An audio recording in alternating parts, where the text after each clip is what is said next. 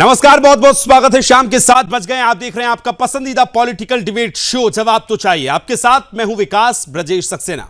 आज जवाब तो चाहिए में बात होगी बिहार की और बिहार में घट रही इस समय सियासत की। सूबा चुनाव की दहलीज पर है और चुनाव की दहलीज पर जिस तरह से नजदीक हो रहा है सूबा और वैसे वैसे सियासत बढ़ती जा रही है। मौसम में नरमी है लेकिन सियासत में फुल ऑन गर्मी नजर आ रही है, क्योंकि कल राजधानी पटना की सड़कों पर महागठबंधन ने बंद का आह्वान किया था। बिहार बंद बुलाया लेकिन जाते जाते अपने वास्तविक चेहरे को उजागर कर दिया। अब ऐसा क्यों कह रहे हैं वो भी आपको समझाते हैं। दरअसल जिस रैली में बिहार बंद करने को जो रैली आयोजित की गई थी, उसी रैली में पूर्णिया से सांसद पप्पू यादव और कांग्रेस नेता कन्हैया कुमार को अपमानित किया गया। दोनों नेता राहुल गांधी की मंचनुमा गाड़ी पर चढ़ने की कोशिश कर रहे थे, लेकिन सुरक्षा कर्मियों ने उन्हें रोक दिया। अगर वो तस्वीर पैरेलल हम दिखा सकते हैं तो दिखाते रहिएगा। पप्पू यादव और कन्हैया कुमार को उस गाड़ी में जगह नहीं मिली है। लाल गोला जो आप देख रहे हैं ये पप्पू यादव हैं और पूर्णिया से सांसद हैं, आप जानते ही होंगे। और जब ये चढ़ने की कोशिश करते हैं तो किस तरह से जो बॉडीगार्ड हैं राहुल गांधी के, वो उन्हें धका रहे हैं। और एक देखिए माननीय सांसद को एक किस तरह से धकाया जा रहा है, ये आप देख रहे हैं। यह घटना सिर्फ अपमान का प्रतीक नहीं है, बल्कि यह कांग्रेस और आरजेडी के अंदर की असल राजनीति को उजागर करता है, जिसके भीतर एक असल फ्यूडल मानसिकता काम करती है, जहां केवल वही आगे बढ़ सकता है जो गांधी या लालू परिवार से हो, और जो नहीं है वो बस घिसे पिटे चश्मे से देखा जाता है। अब इसी क्रम में एक और नाम आगे आता है, वो है कन्हैया कुमार। कांग्रेस के नए नवेले बिहार में इस समय कांग्रेस का वर्चस्व बनाने की कोशिश कर रहे हैं, नए मुद्दे उठाते हैं। पिछली बार चुनाव में भी उतरे थे। तो बिहार में कन्हैया कुमार किसको आंखों में खल रहे हैं ये तो खैर आपके ऊपर हम छोड़ते हैं, लेकिन मंच पर उनको भी चढ़ने नहीं दिया गया। जब कोशिश की चढ़ने की तो बॉडीगार्ड्स ने उनको भी धक्का देकर नीचे उतार दिया। और लालू फैमिली का जो होगा वो आरजेडी में आगे बढ़ेगा, इस तरह के कयास वहां के राजनीतिक गलियारों में लग रहे हैं। दलितों और पिछड़ों के नाम पर राजनीति करने वाली ये पार्टियां वास्तव में किसी गरीब और अपनी पार्टी से बाहर के किसी व्यक्ति को पार्टी का कमान नहीं हालांकि बनने देती है। इसमें तो कोई बात ऐसी है नहीं जिससे यह साबित होता है कि विपक्ष लोकतंत्र और संविधान के नाम पर सिर्फ राजनीति करता है। क्या कांग्रेस और आरजेडी जैसी पार्टियां अंदर से लोकतांत्रिक नहीं है? अब इसके पीछे का राजनीतिक पहलू भी आपको बता देते हैं। आगामी विधानसभा चुनाव के पहले कांग्रेस को बिहार में मजबूत करने के लिए कन्हैया कुमार को आगे किया गया था। मार्च में कन्हैया ने नौकरी दो पलायन रोको यात्रा भी निकाली थी, जिससे तेजस्वी यादव की आरजेडी में असहजता देखी गई थी। वहीं दूसरी ओर पप्पू यादव ने लोकसभा चुनाव में आरजेडी को जो चोट दी वो तेजस्वी उसे अभी तक भूल नहीं पाए। तेजस्वी की मर्जी से के खिलाफ पप्पू यादव उनके खिलाफ निर्दलीय मैदान में उतरे और जीत दर्ज कर ली। पप्पू यादव कभी आरजेडी सुप्रीमो लालू यादव के बेहद करीबी माने जाते हैं, लेकिन बाद में उनके परिवार से अनबन हो जाती है और पप्पू यादव ने बीते लोकसभा चुनाव में कांग्रेस के लिए पूरा माहौल तैयार किया था। वहीं कन्हैया कुमार बिहार में कांग्रेस की छवि सुधारने में लगे हुए हैं, लेकिन बिहार में कांग्रेस का कोई ठोस आधार नजर नहीं आता। इसलिए कांग्रेस बिहार में वही करती है जो आरजेडी का नेतृत्व तय करता है, यानी राहुल गांधी तेजस्वी यादव के आगे मजबूर नजर आते हैं। सरल शब्दों में कहें तो तेजस्वी यादव कन्हैया और पप्पू यादव को अपनी राजनीति के लिए खतरा मानते हैं और कन्हैया कुमार और पप्पू यादव दोनों ही राहुल गांधी के करीबी माने जाते हैं। लेकिन यह तेजस्वी को मंजूर नहीं है और यही पप्पू और कन्हैया के अपमान की बड़ी वजह माना जा रहा है। अब सवाल तेजस्वी को चाहिए महागठबंधन का पूरा नियंत्रण। आज के बड़े सवाल खोल रहा हूं मैं, इस पर पूरी डिबेट आज हम करने वाले हैं। और सवाल पहला कि क्या तेजस्वी को महागठबंधन का पूरा नियंत्रण चाहिए? परिवारवादी नेताओं को उभरते नेता स्वीकार नहीं है क्या? तीसरा बड़ा सवाल कि विपक्ष की जुबान पर लोकतंत्र, पार्टी में तानाशाही नजर आती है और बिहार में कांग्रेस हमेशा आरजेडी की पिछलग्गू क्यों रहती है? ये तमाम बड़े आज के सवाल। चर्चा की शुरुआत एक छोटे से पैकेज के साथ करते हैं। रिपोर्ट मेरे सहयोगी विवेक ने तैयार की है, वो आपको दिखाते हैं। उसके बाद डिबेट की शुरुआत करेंगे।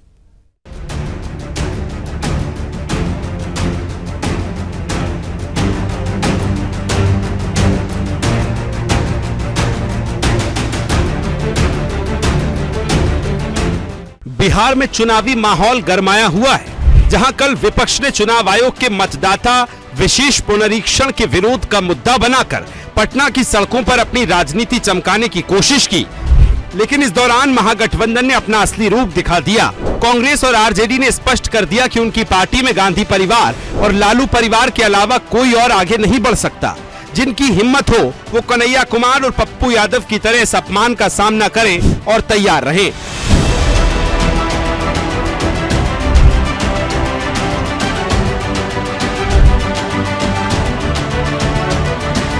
जी हां, आपकी स्क्रीन पर नजर आ रही है तस्वीर कल महागठबंधन की रैली की है, जहां कन्हैया कुमार और पप्पू यादव की मौजूदगी में महज चंद मिनट की शोभा तक नहीं बन सकी।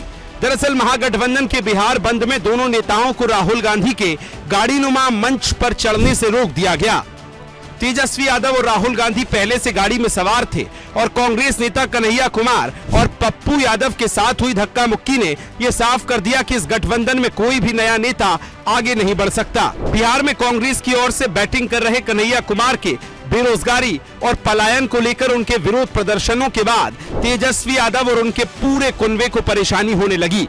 वहीं महागठबंधन की एक तरफा प्रेमी पप्पू यादव ने पूर्णिया में आरजेडी को जो मात दी थी, तेजस्वी उसे अभी तक भूल नहीं पाए हैं। एक समय में लालू यादव के करीबी रहे पप्पू यादव ने लोकसभा चुनाव में कांग्रेस के लिए माहौल बनाया। नाराजगी के बावजूद निर्दलीय लड़कर विपक्ष को एक सीट दी।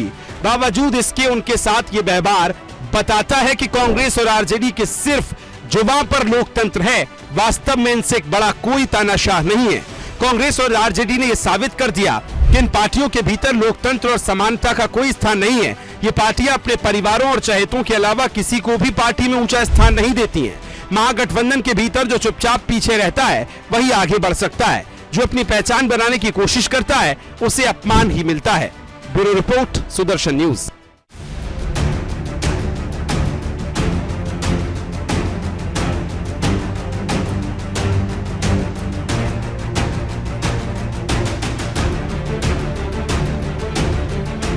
कि कांग्रेस बिहार में आरजेडी की पिछलग्गू पार्टी है और आरजेडी का जो नेतृत्व है वो कन्हैया कुमार जैसे लोगों से इतना घबराता है कि वो सोचता है कि कोई नया आदमी आ जाएगा तो हमारे नेतृत्व को चुनौती हो जाएगी या हमारे पिछलग्गू बनकर वो हमेशा नहीं रहेगा। इसलिए आरजेडी वाले नहीं चाहेंगे कभी कि कन्हैया कुमार जैसे लीडर कांग्रेस में या उस तरह के और भी जो काबिल लड़के हैं वो कांग्रेस में कभी सक्रिय हों। देखिए, कांग्रेस पार्टी को एक तथाकथित पप्पू ने डुबाया और कल हमने देखा कि तेजस्वी यादव और कांग्रेस पार्टी ने एक पप्पू को डुबा दिया, रुला दिया। तो इसका मतलब साफ है कि परिवारवादी नवाबों के लिए ही वैन में जगह है कांग्रेस और आरजेडी के, बाकी किसी के लिए और कोई जगह नहीं है। अब उन्होंने इन दोनों लोगों का अपमान किया, ये इनकी पार्टी का अंदरूनी मामला है, पर कांग्रेस पार्टी में गैर परिवारवादी लोगों की कोई चलती वैसे कि राहुल जी को सबसे ज्यादा प्रिय ये दोनों चेहरे तेजस्वी यादव को कतई स्वीकार्य नहीं है। तो गठबंधन की ये गांठें हैं, ये गांठें कभी कभी दिखती हैं, कल खुल करके सामने आ गई। अब ये तेजस्वी यादव ने कहीं ना कहीं राहुल गांधी को भी एक तरह से ललकारा है। अगर कांग्रेस के अंदर जरा भी नैतिक बल है तो राजद से उन्हें अपने रिश्ते तोड़ लेने चाहिए। आपने ये प्रतिक्रियाएं सुनी, जिस तरह से कल बिहार बंद के बाद जो सियासत शुरू हुई, अलग अलग प्रतिक्रियाएं। चर्चा की शुरुआत करेंगे, मेहमानों से परिचय आपका करवाते हैं। हरिनारायण प्रसाद यादव साहब जुड़ गए, महासचिव हैं आरजेडी के, बहुत बहुत स्वागत है आपका। धीरज कुशवाहा साहब जुड़ रहे हैं, नेता जेडीयू के, बहुत बहुत स्वागत है आपका। अखिलेश सिंह मेरे साथ, प्रवक्ता भारतीय जनता पार्टी से जुड़ रहे हैं, आपका बहुत बहुत स्वागत है। विजय कृष्ण अग्रवाल साहब मेरे साथ जुड़ रहे हैं, वरिष्ठ पत्रकार हैं। और वाचस्पति द्विवेदी साहब, प्रवक्ता कांग्रेस पार्टी के, मेरे साथ जुड़ रहे हैं, बहुत बहुत स्वागत है सभी का। चर्चा की शुरुआत सबसे पहले विजय दादा आपके साथ कर लेता हूं। बिहार की सियासत, जिस तरह से बिहार बंद का आह्वान किया गया और बंद के सहारे जो एक मुद्दा बनाने की कोशिश थी, लेकिन उससे ज्यादा लाइमलाइट पप्पू यादव और कन्हैया कुमार ले गए। सर, अभी जो बिहार में सियासत चल रही है और जो कल हुआ, आप कैसे देखते हैं? कितना बड़ा डेंट है ये ऐसे वक्त में जबकि चुनाव की दहलीज पर सूबा खड़ा है? विजय दादा।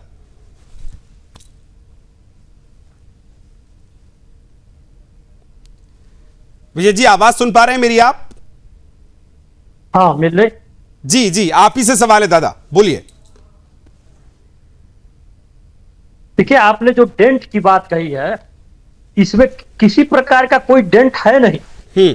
यहाँ स्पष्ट है बिहार में एनडीए के खिलाफ तेजस्वी यादव को जो एक छत्र नेता मानेंगे वही महागठबंधन में रहेंगे। वो वो राहुल गांधी हो या वो कोई हो। आप पप्पू यादव की बात कर रहे हैं, आप बात कर रहे हैं कन्हैया जी की, मैं सीधे राहुल गांधी की बात करता हूं। राहुल गांधी भी अगर तेजस्वी यादव के एक छत्र नेतृत्व पर बिहार में कोई उंगली उठाते हैं, प्रश्न चिन्ह लगाते हैं, हाँ। तो बिहार के महागठबंधन में कांग्रेस के लिए कोई जगह नहीं। ठीक उसी प्रकार जिस प्रकार कांग्रेस में माननीय सोनिया गांधी जी, माननीय राहुल गांधी जी और माननीय प्रियंका गांधी जी पर, मतलब मैं समझ लूं कि आप निश्चित तौर पर ये कह रहे हैं कि जो आरजेडी कहेगी, जो तेजस्वी यादव कहेंगे, वही समझना पड़ेगा महागठबंधन में, चाहे कोई नेता हो या कोई पार्टी हो। बिल्कुल बिल्कुल ठीक है, चलिए लौट रहा हूं आपके पास वाचस्पति साहब। ये तो फिर बड़ी दिक्कत की बात हो गई है, कैसे आगे बढ़ेंगे सर? बिहार में जब चुनाव आता है या किसी भी प्रदेश में तो गाना गाया जाता है, मिले सुर मेरा तुम्हारा तो सुर बने हमारा, पर चुनाव से पहले अगर इस तरह सुर अलग अलग बिगड़ेंगे तो तान कैसे बनेगी? वाचस्पति साहब। विकास जी नमस्कार, और हमारे सभी साथियों को बहुत बहुत आदरपूर्वक नमस्कार जी।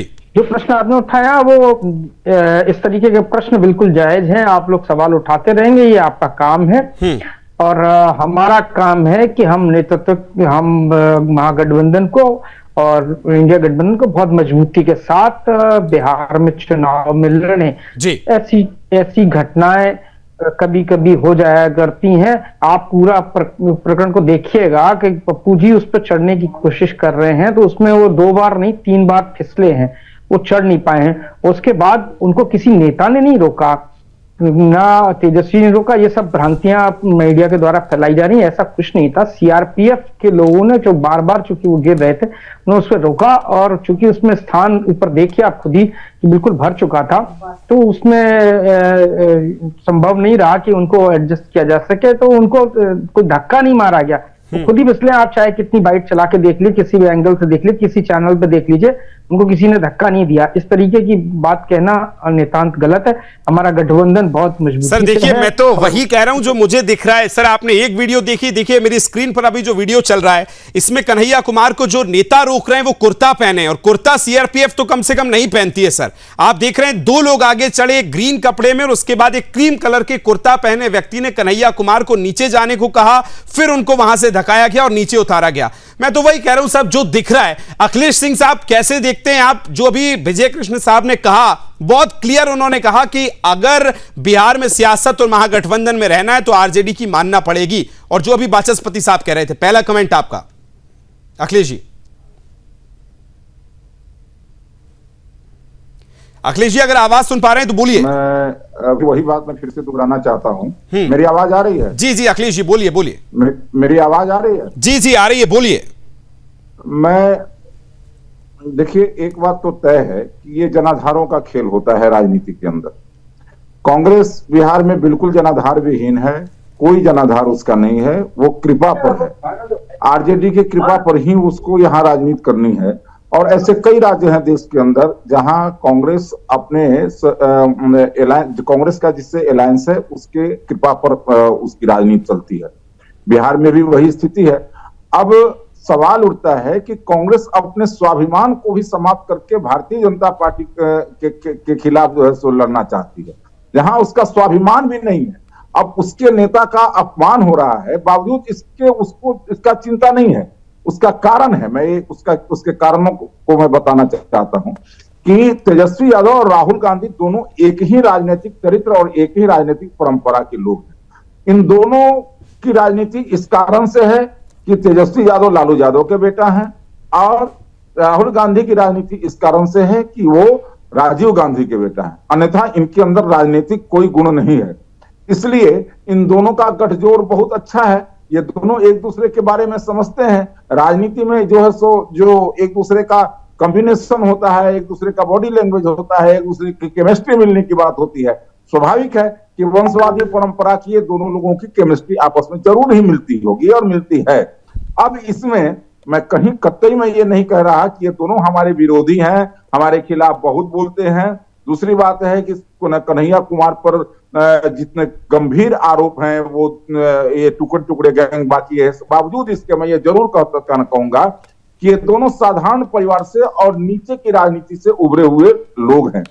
अब ये बात तो निश्चित रूप से राहुल गांधी और तेजस्वी यादव को चुभती होगी कि जमीन से उठकर कोई आया हुआ व्यक्ति मेरे बगल में कैसे बैठ सकता है। हाँ। ये अलग विषय है कि राजनीति के अंदर आज हमने जो मापदंड अपना दिया, जो मापदंड हमने तय किया है, और उसमें यह है कि देश के अंदर कोई भी ऐसा व्यक्ति जो सामान्य परिवार से भी आता है वो राजनीति के शिखर पर जा सकता है। लेकिन कांग्रेस आरजेडी आज भी उसी वंशवादी परंपरा को ढो रही है, उसका निर्वहन कर रही है, और इसी का परिणाम है कि इन दोनों को बेइज्जत किया गया। और मैं साफ साफ कहना चाहता हूं कि ये तो कांग्रेस को तय करना चाहिए कि इन सब बातों को, ये छोटी मोटी बातें वो कह रहा है, इन सब बातों की कोई उसको का संज्ञान लेने के लिए वो तैयार नहीं है, उसके ऊपर कोई शिकन नहीं है। तो मैं समझता हूं कि कांग्रेस इससे ज्यादा नीचे नहीं गिर सकती है, इससे ज्यादा उसका जमीर नहीं मर सकता है। ये मरा हुआ जमीर है। लेकिन वाचस्पति साहब तो देखने नहीं चाह रहे हैं। वो कह रहे हैं कि आप जो कह रहे हैं वो सीआरपीएफ ने उतारा है। देखिए दादा, मानता हूं मैं, बहुत विश्लेषण करके आप जो चीज बता रहे हैं, क्या वाचस्पति साहब मानेंगे इस बात को? मैं उसका कारण बताता हूं। बस 30 सेकंड मैं उसका कारण 10 सेकंड जी मैं उसका कारण बताता हूं। देखिए, हम लोगों के यहाँ भी कभी कभी होता है कि बड़े नेता मंच पर चले जाते हैं और कई बार ऐसे महत्वपूर्ण लोग जो नीचे छूट जाते हैं, जो सिक्योरिटी के कारण से नीचे छूट जाते हैं, तो उसके बाद जो मंच पर बैठे हुए नेता होते हैं उनके ध्यान में आता है कि ये नेता नीचे छूट गए हैं, इनको मंच पर आना चाहिए। तो वो उनको बुला भेजते हैं कि जाकर के उनको बुला के ले आओ ताकि वो बगल में बैठ सके। अब सवाल उठता है कि ये बात यदि जेहन में नहीं है राहुल गांधी के और तेजस्वी यादव के, तो ये बात समझ लीजिए कि इन लोगों के सामने अब इन दोनों नेताओं, मैं बाकी की बात नहीं कहना चाह रहा, लेकिन कम से कम इन दोनों नेताओं का कोई वजूद नहीं। अगर ये फिर भी कांग्रेस में बने हुए हैं, चलिए जवाब ले लेता हूं। वाचस्पति साहब बोलिए। ये आ रहा हूं, विजय कृष्ण जी आपके पास आ रहा हूं। हमारे साथी अखिलेश सिंह जी ने बड़ा अपनी पक्ष रखा। मैं उनको शायद बता दूं कि वो, उनको भी ध्यान रखना चाहिए, वो भी कहीं कहीं कनिष्ठ पार्टनर हैं। जब पंजाब में होते हैं तो वो कनिष्ठ पार्टनर हैं, और अन्य कई राज्य हैं जहां वो कनिष्ठ पार्टनर हैं। ऐसा होता रहा है। और अगर कांग्रेस पार्टी इस बीच में अगर है कनिष्ठ पार्टनर कहीं पे बनती है राज्य में, तो इसमें कोई बड़ी बात नहीं है। अब आते हैं कन्हैया कुमार जी के विषय पर, जो अखिलेश जी बार बार कह रहे हैं। अगर हमारे वो CWC के मेंबर हैं, इसके बाद हमने उन्हें दिल्ली से टिकट दिया, इसके बाद हमारे संगठन में बहुत बड़ा रोल उनका है। NSUI और यूथ कांग्रेस के वो मेन पदाधिकारी हैं, तो ये इतने सारे सम्मान उनको दिए हुए हैं। एक घटना से कि वो अगर ऊपर नहीं चढ़ पाए किसी कारण से, तो वो उस पर आप ये कह दें कि उनका कोई पार्टी में स्थान नहीं है, या ये सब बातें बड़ी खराब बातें हैं। इस तरीके की बात नहीं करनी चाहिए। मेरे पास भी बहुत सारे इंस्टेंसेस हैं जब प्रधानमंत्री चल रहे हैं, योगी जी पीछे पीछे भाग रहे हैं, राजनाथ सिंह जी को मंच से, बहुत सारे।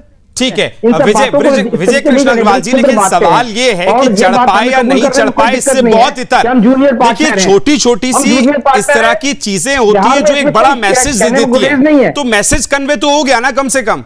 विजय जी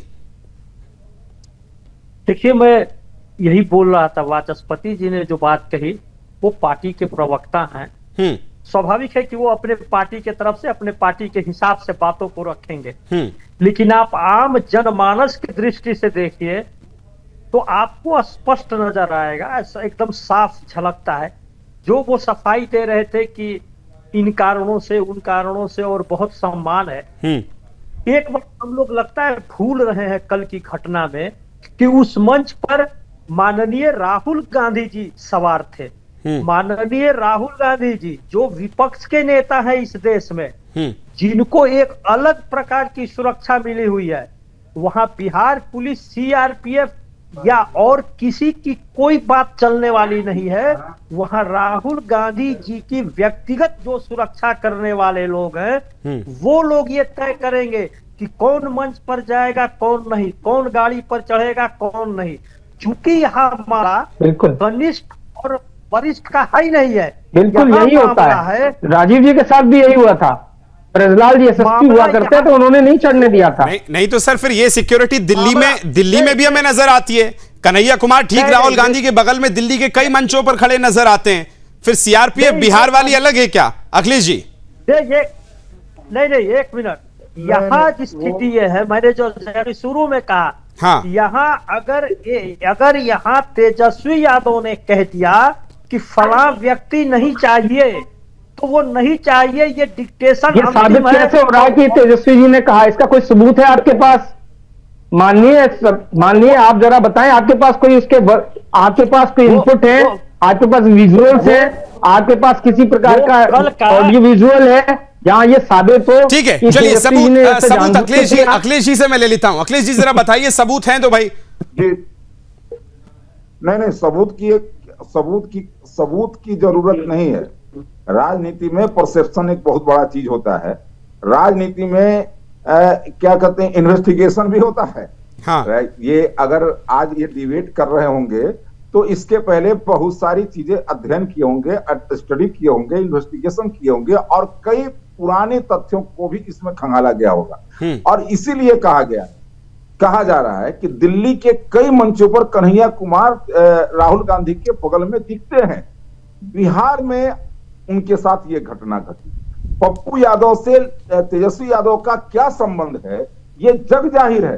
जहां उनको चुनाव में हराने तक का प्रयास तेजस्वी यादव ने किया था और ये प्रयास किया था कि किसी आप लोगों को इससे क्या दिक्कत है भाई? हमारे इंडिया गठबंधन के बीच का मसला है।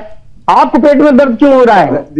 सम्मान हुआ या असम्मान हुआ, आपकी पीड़ा क्यों हो रही है? जब आपके यहाँ असम्मान होता है तो हम तो कभी सवाल नहीं उठाते। यूं ही आपको ज्यादा चिंता है। तब एक तरफ तो आप सम्मान के कन्हैया कुमार को सम्मान नहीं मिला ये कह रहे हैं, एक तरफ टुकड़े गैंग कह रहे हैं। भाई एक स्टैंड तो रखो, टुकड़े गैंग का हो। अगर टुकड़े गैंग से अब आपको बहुत मोह हो गया है तो एक अलग बात है।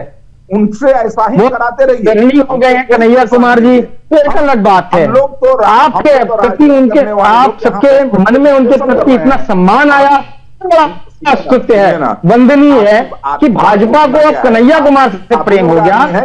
टुकड़े कहने वाले गैंग के जो आप सब अभी तक उन्हें सुशोभित करते रहे, अब आपको प्रेम जाग गया है। और आपको प्रेम जाग गया पप्पू यादव से, तो बड़ा स्तुत्य है अखिलेश जी, बड़ा वंदनीय है, बड़ा हृदय है आपका। हमारी बात सुन लीजिए, आपकी बात मैं पूरी तसल्ली से सुनूंगा। आप वरिष्ठ व्यक्ति हैं, आप राजनेता हैं, वरिष्ठ राजनेता हैं, मैं आपकी बात तसल्ली से सुनूंगा। मेरी भी बात सुन लीजिए। कोई टुकड़े गैंग से प्रेम नहीं उमड़ा है। ये बात राजनीतिक संस्कृति की हो रही है, राजनीतिक व्यवस्था की हो रही है और परंपरा की हो रही है। मेरा ये कहना है कि दिल्ली के अंदर जो व्यक्ति राहुल गांधी के बगल में खड़ा होता है, वो व्यक्ति बिहार के अंदर किसके कहने पर रोका गया? जो पप्पू यादव को तेजस्वी यादव चुनाव में हराना चाहते हैं, निर्दलीय चुनाव जीतते हैं, बार बार वो तेजस्वी यादव के वजूद को चुनौती करते हैं। अभी भी एक चैनल पर मैं कल देख रहा था, उन्होंने पूछा कि तेजस्वी यादव जब पैदा नहीं लिया था तब मैं विधायक हो गया था। तो ये वर्चस्व की लड़ाई है, दो यादवों की वर्चस्व की लड़ाई। सवाल उठता है कि न कोई युवा पसंद है, न कोई दूसरा यादव पसंद। दूसरा नौजवान तेजस्वी यादव को पसंद नहीं है, दूसरा यादव भी पसंद नहीं है। इसलिए एक युवा जो इसको धक्का दिया गया, एक दूसरा यादव जिसको धक्का दिया गया। एको हम द्वितीय नास्ति वाली स्थिति है। तो इसलिए हमें कोई आपत्ति नहीं है। ये सल्तनत जो चल रहा है, जो सल्तनत के जो चश्मोचिराग हैं, जो युवराज हैं, जो ये ठीक है अखिलेश जी, लौटूं मैं आपके पास। हरिनारायण प्रसाद यादव जी हैं हमारे साथ आरजेडी से, अगर नहीं है तो बहुत जल्दी कनेक्ट कर लीजिए, और धीरज कुशवाहा जी जेडीयू से, दोनों के पास जाऊंगा। उससे पहले विजय कृष्ण जी, सवाल मेरा इतना है, कहते हैं कि सियासत में बीच का रास्ता नहीं होता, या होता है या नहीं होता। ऐसे वक्त में जब आप चुनाव लड़ रहे हैं, जब आप गठबंधन की बात कर रहे हैं, महागठबंधन की बात कर रहे हैं, और ऐसे में ठीक पहले अगर लालू परिवार में आपको बड़े बेटे को सियासत और परिवार दोनों से निकालना पड़ जाए, यह भी कोई डैमेज कंट्रोल है कि नहीं है? और दूसरी तौर पर अगर इस तरह की चीजें पहले, अभी तो बहुत शुरुआती रैलियां हैं, मुझे लगता है अभी तो रैलियों की शुरुआत भी नहीं है, अगर वहां ऐसा होगा तो क्या मैसेज कन्वे होगा इसके बाद? विजय कृष्ण जी, क्या ऑब्जर्व कर पा रहे हैं आप? देखिए, पूरे अभी बीच में पिछली बार जब बात हो रही थी तो वाचस्पति जी को लग रहा था कुछ बीच में ऐसा है कि वो बात पूरी हो जाए, वाचस्पति जी मैं किसी के बीच में नहीं बोलता। हाँ, लेकिन देखिए, बिहार में चुनाव, बिहार विधानसभा का चुनाव है। बिहार विधानसभा का चुनाव है, महागठबंधन में उन्हीं को रहना है। महागठबंधन उन्हीं लोगों के लिए है जो तेजस्वी यादव जी को मुख्यमंत्री बनाना चाहते हैं। उनके काउंटर में कोई अगर खड़ा होने के बारे में सोच भी ले, दूर दूर तक कोई आशंका नजर आए कि यह व्यक्ति कुछ ज्यादा लोकप्रिय है, इस व्यक्ति के प्रति पलड़ा झुक सकता है, उस व्यक्ति के लिए महागठबंधन में कोई स्थान नहीं है। आप रैलियां करते रहो, आप 100 रैली करो, आप 200 रैली करो, कन्हैया कुमार जी हो, पप्पू जी हो या और भी कोई नेता हो, अगर वो एक प्रमाण अभी पिछली बार हमसे मांग रहे थे, अभी भाई भी जो भाजपा के जो प्रवक्ता महोदय थे उन्होंने एक बात कहा, मैं वो उन सब चीजों की चर्चा नहीं करना चाहता था। आप पिछले 1 साल, पिछले 2 साल, 5 साल के आप उदाहरण देख लीजिए ना। पूर्णिया में क्या क्या हुआ लोकसभा चुनाव में, इस पर आज चर्चा नहीं करनी है, पूरा देश जानता है। हाँ। तेजस्वी जी कतई नहीं पसंद कर सकते हैं कि पप्पू यादव हो या कन्हैया कुमार हो, वैसे लोग मेरे बराबर में इक्वल फुटेज पर कहीं भी नजर आवे। हाँ। कहीं किसी की, अब ये सुनने में आपको खराब लगता है, मैं क्या करूं, लेकिन मेरी मजबूरी यह है कि जो सच्चाई नजर आती है, जो सच्चाई का एक वातावरण बना हुआ है, जिस चीज से लगभग बिहार के तमाम लोग परिचित हैं, बोले नहीं बोले सभी समझते हैं। नहीं नहीं दादा, बिल्कुल कोई मजबूरी नहीं है, बिल्कुल जो सच्चाई है वही बात आप कर रहे हैं, और अगर जो सच्चाई है तो फिर गुरेज भी नहीं होना चाहिए। लेकिन मेरा सवाल, वाचस्पति साहब अगर सुन पा रहे हैं मुझे, तो वाचस्पति साहब सुन पा रहे हैं आप मुझे? वाचस्पति साहब आवाज पहुंच रही है मेरी आप तक? वाचस्पति साहब जी जी जी सर, सवाल इतना सा है, जो मैसेजिंग देने की कोशिश है, देखिए मुझे फिर ये समझ में नहीं आता कि पप्पू यादव जब बिहार बंद की कल बात हुई तो शुरुआत के सारे कार्यक्रम में बड़े पुरजोर तरीके से आवाज उठा रहे थे, जहां ट्रेन रोकी गई वहां भी वो पहुंचे। तो क्या ये पप्पू यादव का गठबंधन में एक तरफा प्यार है क्या? हमेशा वो अपनी तरफ से पूरा इजहार करते हैं, लेकिन वहां से सर कमबैक नहीं आ रहा है। नहीं, ऐसी बात नहीं है, उनका बहुत सम्मान है, उनकी पत्नी रंजन जी का बहुत सम्मान है। और चूंकि ये बहुत छोटी छोटी सी बातें हैं, अगर ऐसी बातें अगर हम लोग शुरू कर दें तो विमर्श की नहीं होनी चाहिए। हम लोगों ने सैकड़ों ऐसे उदाहरण देखे जब मोदी जी ने बड़ी बदतमीजी करते हुए अपने कार्यकर्ताओं को, अपने नेताओं को मंचों से उतरवाया है, और जिस तरीके की बदतमीजियां की गई हैं उसकी चर्चा यहाँ करना ठीक नहीं है, क्योंकि ये इज्जतदार मंच है, उस पर ये ठीक नहीं है। तो मेरा ये निवेदन है कि इसको बात बड़ी नहीं करनी चाहिए, ये ऐसा विषय भी नहीं है। अभी आप देखिए आगे आगे होता है क्या, अभी सब पप्पू यादव जी पूरे फिर से दिखाई देंगे और कन्हैया कुमार जी फिर से बहुत लीड करेंगे, और आप देखिए दोनों शक्तियां मिलकर, कांग्रेस और तेजस्वी यादव और साथ साथ कांग्रेस मिलके अन्य सहयोगी के साथ बिहार में सत्ता में आएंगे। बिहार के उसी महत्वपूर्ण सियासी मुद्दे पर जिसको लेकर अभी सियासत चल रही है, चुनाव हालांकि अभी नजदीक है, लेकिन उससे पहले बिहार में जिस तरह की सियासत हो रही है, सभी मेहमान मेरे साथ लगातार बने हैं। हरिनारायण जी अगर हमारे साथ जुड़ गए तो उनके पास भी चलेंगे, लेकिन उससे पहले आपके पास आ रहा हूं और आगे बढ़ूंगा। और भारतीय जनता पार्टी से मेरा सवाल ये है, विजय जी, एक चीज आपसे मैं ये भी समझना चाहूंगा, वोटर वेरिफिकेशन को लेकर जो भारत बंद का आह्वान कांग्रेस ने और महागठबंधन ने किया, आज सुप्रीम कोर्ट ने बहुत हद तक अपना रुख स्पष्ट कर दिया है। ये मुद्दा कितना आगे देखते हैं, क्या ये चुनाव में उठेगा, या अब जो उठाया जा रहा है तो इंपैक्ट कितना होगा इसका? विजय कृष्ण जी। ये मुद्दा उठाया ही इसलिए जा रहा है कि चुनाव में इसका प्रभाव पड़े। वोटों की गोलबंदी कराने के लिए सीधी बात है, यह मुद्दा उठाया जा रहा है। अब इसका कितना प्रभाव पड़ेगा, कितना प्रभाव नहीं पड़ेगा, यह तो आने वाला वक्त बताएगा। लेकिन जनमानस में कुछ भ्रांतियां इसको लेकर के हैं। चुनाव आयोग ने जिस तरह का नियम बनाया है, जिस तरह से वो वेरीफाई करवा रहे हैं, उसको लेकर के बहुत सारे लोगों के मन में बहुत तरह के सवाल उठ रहे हैं। ठीक है। इसके पक्ष में भी कुछ लोग हैं, इसके विपक्ष में भी कुछ लोग हैं। इसलिए अब इसका प्रभाव क्या पड़ेगा यह तो आने वाला समय बताएगा। लेकिन एक बात जो मैं अभी कहना चाहता हूं, अगर अभी जो आप देख रहे हैं पिछले दिनों प्रधानमंत्री का भी दौरा हुआ, केंद्रीय मंत्री भाजपा के सारे नेता लोग पारापारी बिहार में आ रहे हैं, तो यहाँ मामला कल की घटना में यह नहीं है कि मंच से उतारा कि नहीं उतारा, कि किसने उतारा, क्यों उतारा। यहाँ मामला यह है कि तेजस्वी जी, लालू जी, यदि राजग जो कहेगा बिहार में राहुल गांधी जी को वो मानना पड़ेगा, वो करना पड़ेगा। मामला ये है और इसको स्वीकार करने में कोई गुरेज नहीं होना चाहिए। ठीक है, वाचस्पति साहब आपके पास आ रहा हूं। अब ये जो अपना वोटर वेरिफिकेशन का आज सुप्रीम कोर्ट की तरफ से जो कहा गया है और उन्होंने रोक को हटाया है, अब इसको आप किस तरह से देखते हैं? आगे कैसे आपका गठबंधन इस पर उतरेगा, कैसे आप लोग मोर्चाबंदी करेंगे वाचस्पति साहब?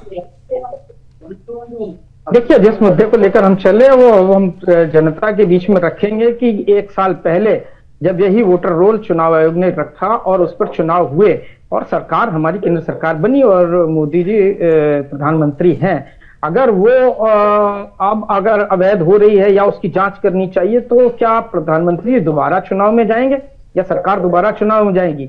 अगर वो बोगस उस समय था तो अब उस समय था तो चुनाव खराब हुआ ना। अब आप इसका जांच कराएंगे तो इसका मतलब है कि वो खराब था। अगर वो खराब था तो प्रधानमंत्री को जिम्मेदारी लेनी चाहिए और दोबारा चुनाव कराने, चुनाव आयोग को दोबारा चुनाव कराना चाहिए। और अगर 1 साल के अंदर क्या परिस्थितियां बन गई, अगर बहुत सारे लोग अंदर प्रवेश कर गए अनाधिकृत रूप से, तो उसकी जिम्मेदारी किसकी थी? आप 11 साल से सत्ता में हैं, कानून व्यवस्था, सीआरपीएफ, सारे जो अर्धसैनिक बल और सैनिक बल आपके हैं, जो आप बॉर्डर पे आपके ताईद हैं, उन्होंने उस पर क्यों रोक नहीं लगा पाई, वो असफल क्यों हुए? ये निश्चित रूप से गृह मंत्री की बिल्कुल और जिम्मेदारी बनती है। वो कानून बिल्कुल असफल हुआ है और इसमें निश्चित रूप से ठीक है। अखिलेश जी, आपका आखिरी जवाब मैं आपसे चाहूंगा कि किस तरह से इस कल के बाद जो सियासत हुई उस पर देखते हैं और एनडीए अभी कहां खड़ा नजर आता है चुनाव के बहुत नजदीक। जी अखिलेश जी, जो सियासत है उसका असर तो निश्चित रूप से ये पड़ेगा कि कांग्रेस अगर गठबंधन में भी रहती है तो वो जहां भी उम्मीदवार देगी काफी कमजोर रहेगी और मैं समझता हूं कि बतौर निर्दलीय उसको चुनाव लड़ना पड़ेगा। मैं एक टिप्पणी निश्चित रूप से मैं करना चाहूंगा कि ये जो इलेक्टोरल रोल का जो पुनरीक्षण हो रहा है इस पर जरूर मैं कहना चाहूंगा कि आज सुप्रीम कोर्ट ने स्पष्ट कर दिया। अब ये बात निश्चित है कि सुप्रीम कोर्ट ने जो निर्णय जो एक ढंग से स्पष्ट किया है उसको सबको स्वीकार करना चाहिए, लेकिन विपक्ष की स्थिति यह है कि वो भारत के मतदाताओं से संतुष्ट नहीं है, तो बांग्लादेश के मतदाताओं, रोहिंग्याओं के भी मदद से वो सरकार में आना चाहती है। हम सभी जानते हैं, जो लोग यहाँ बैठ करके वाचस्पति जी से लेकर के जो लोग भी बिहार के रहने वाले हैं, ये सभी जानते हैं कि क्या हाल है सीमांचल के अंदर। क्या सीमांचल के अंदर घुसपैठ नहीं हुआ है? क्या सीमांचल के अंदर साल भर से घुसपैठ हो रहा है? सीमांचल के अंदर पिछले 30-35 सालों से घुसपैठ हो रहा है। हम सभी आंदोलन करते रहे, लेकिन ये सारे घुसपैठिए इनके प्यारे हैं, सारे विदेशी इनके प्यारे हैं। अब हालांकि देखना होगा ये जो मुद्दा है वो चुनाव के नजदीक आते आते कितना उठता है और जनता पर क्या इसका इंपैक्ट पड़ता है, ये देखना दिलचस्प होगा। आप सभी का बहुत बहुत धन्यवाद मेरे साथ इस चर्चा में जुड़ने के लिए।